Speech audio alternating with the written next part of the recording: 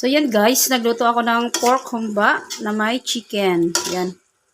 So bali ano ko muna to guys, ginisa ko muna siya sa sibuyas at maraming bawang.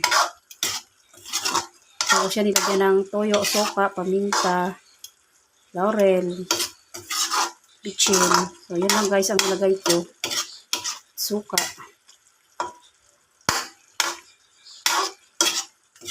Yan, patuyo-tuyo natin guys. Balikan natin mamaya-maya.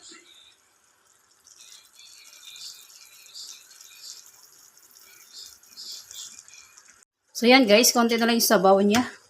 Lagay na natin itong ilagang itlog.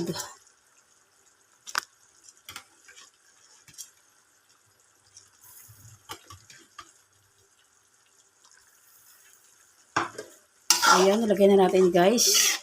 Pasensya na kayo guys, ngayon lang ako nag-vlog ulit. Ayan, dahil ang dami kong ginagawa sa bahay talaga. Hindi ko maasikasong mag-vlog. Tapos panay ang ulan pa guys. Ayan, halos ilang araw ding walang pasok ang mga estudyante ko. So ayan, ang luto ko sa kanila. Umuulan ngayon, may bagyo na naman parating guys.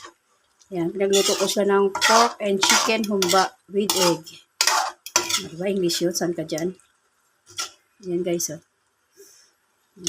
Tag-isa natin to guys. Sa pamangkin ko, sa pinsan ko, kay Mika, kay Sian, sa akin, at saka sa pachoy niya. Ayan. Kaya tag-isa namin ang egg.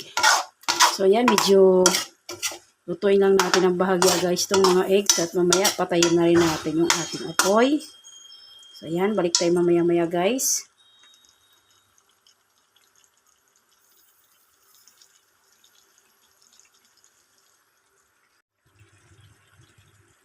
So yan guys, tignan natin kung luto na itong ating humba. Yan, konti na yung sabaw niya. Goods na to. Yan guys, luto ng ating pork and chicken humba. Yan guys, may halo siyang egg.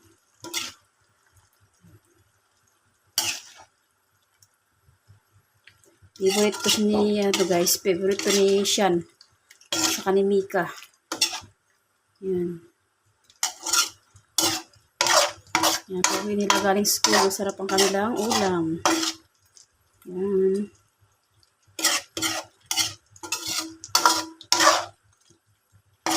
So, yun lang guys. Thanks for watching. Please like, comment, share, and subscribe. God bless us all. Thank you Lord sa blessings.